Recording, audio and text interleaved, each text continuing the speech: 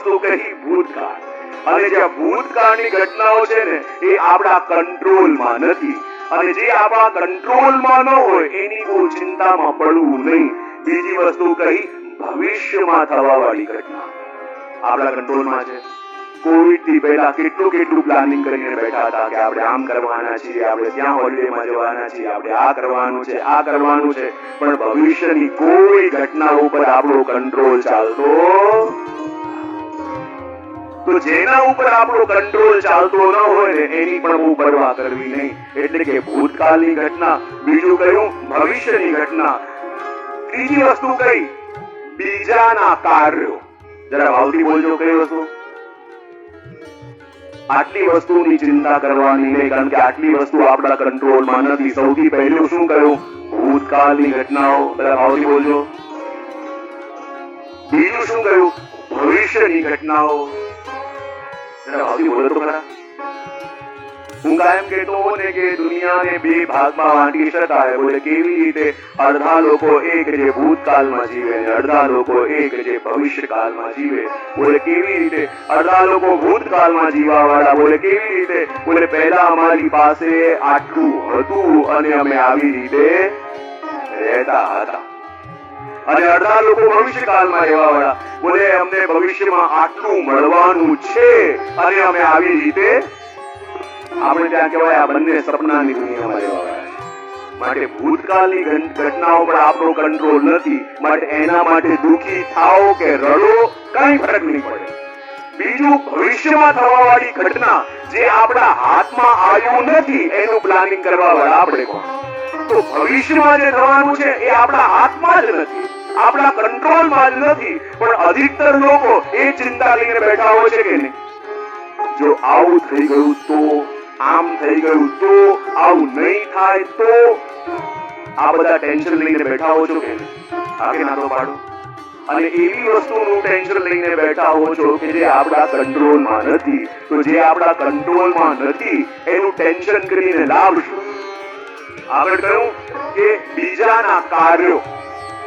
હવે પેલા માણસે આવું કરવું જોઈએ, આને આમ કાર્ય કરવું જોઈએ, આને આમ કેમ કર્યું, પેલાએ આમ કેમ કર્યું. તો એ બીજાના કામો આપણા કંટ્રોલમાં છે?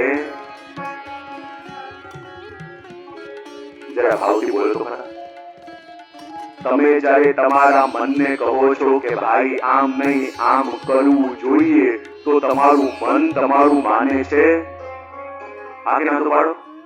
જ્યારે તમારું મને તમારું માનતું નથી તો બીજા તમારું માને, તમારું ગમતું કરે એવી આશા આપણે રખાય પણ રાખીને બેઠા છીએ. એટલે દુઃખી થઈએ છીએ. એટલા માટે કહ્યું કે બીજાના કાર્યો, બીજાએ શું કરવું જોઈએ, બીજાએ આમ કેમ કર્યું, પેલાએ આ કેમ કર્યું, એ આપણા કંટ્રોલમાં નથી. અને જે વસ્તુ કંટ્રોલમાં નથી એનું ટેન્શન લઈને કેમ ભરો છો? આ આવું કેમ કરતો નથી, આ આમ ભણતો કેમ નથી, આ કેમ નથી કરતો. અધિકતર બીજાના કાર્યોના ટેન્શન લઈને આપણે બેઠા હોઈએ છીએ કે જે આપણા કંટ્રોલમાં નથી. આગળની વસ્તુ કહી કે આપણી આસપાસ બનતી ઘટનાઓ. કોઈ આમ કરી દીધું, કોઈ મોટેથી અવાજ કર્યો, કોઈ આમ ચાલી ગયું, કોઈ તમને અડીને ચાલ્યું ગયું, કોઈ ધક્કો મારીને ચાલ્યું ગયું. તો આસપાસ બનતી ઘટનાઓ પણ આપણા કંટ્રોલમાં નથી. આગળ કહ્યું કે બીજા મારા માટે શું વિચારે એ આપણા કંટ્રોલમાં છે. હા, તમે વિચાર કરો પેલા મારા માટે આમ સારું વિચારવું જોઈએ, પેલા મારા આમ વિચારવું જોઈએ. તો જ્યારે બીજાના વિચારો ઉપર આપણે કંટ્રોલ કેમ કરાય? બોલે એ પણ આપણા કંટ્રોલમાં નથી. તો એનું ટેન્શન લઈને કેમ કરાય? પછી કહ્યું કે મારા પ્રયત્નોનું પરિણામ. તમે જે પણ પ્રયત્ન કરો, જે પણ એફર્ટ્સ કરો, એનું રિઝલ્ટ તમે વિચાર્યું હોય એવું જ આવવું જોઈએ એવી કન્ડિશન આપણે રખાય. કારણ કે આપણા કંટ્રોલમાં નથી. તો જે વસ્તુ આપણા કંટ્રોલમાં ન હોય એનું ટેન્શન લઈને પડવું નહીં, પણ અધિકતર એ જ ટેન્શન લઈને આપણે પડતા હોઈએ છીએ. અને પછી બીજા પોતાનું ધ્યાન રાખે, બીજા પોતાની કાળજી રાખે, એના માટે પણ ઘણીવાર આપણે અડધા થઈ જતા હોઈએ છીએ.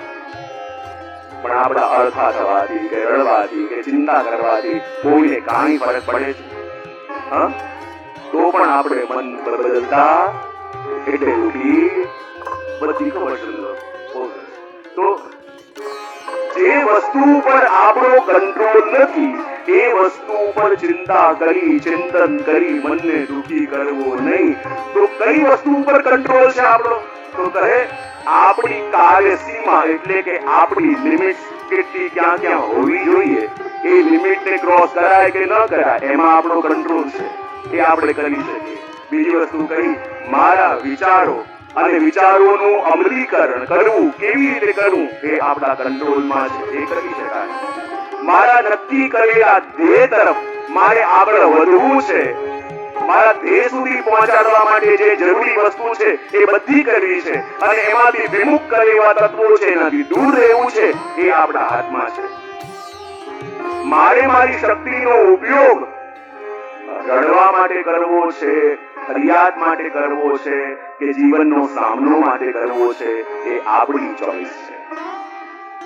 અને આ બધી વસ્તુઓ જે આપણા કંટ્રોલમાં હોય એ કરીએ, અને કંટ્રોલમાં ન હોય એનું ટેન્શન ન લઈએ તો પણ આપણું જીવન ધન્ય બની જાય. અને એટલા માટે અહીંયા કહ્યું કે જો જે થઈ ગયું એની ચિંતા છોડ, જે આવ્યું નથી એની ફિકર ન કર, તારા પાસે જે છે એ શું છે?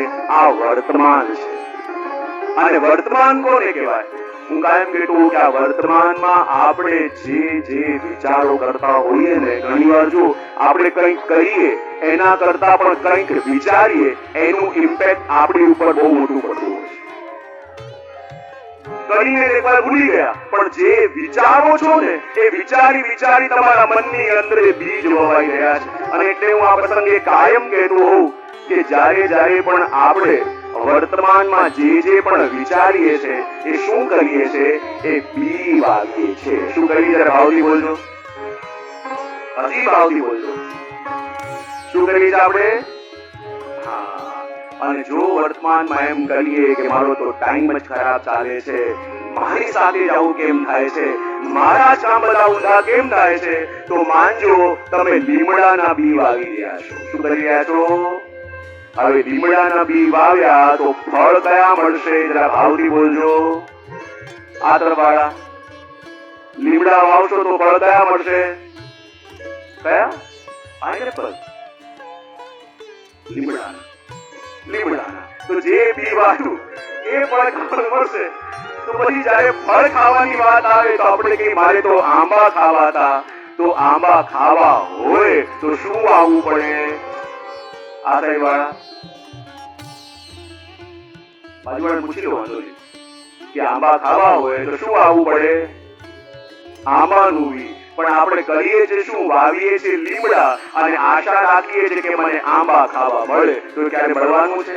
તો જો જે હાથમાં જે થઈ ગયું એની ફિકર છોડો, જે આવ્યું નથી એની ફિકરમાં પણ પડો નહીં.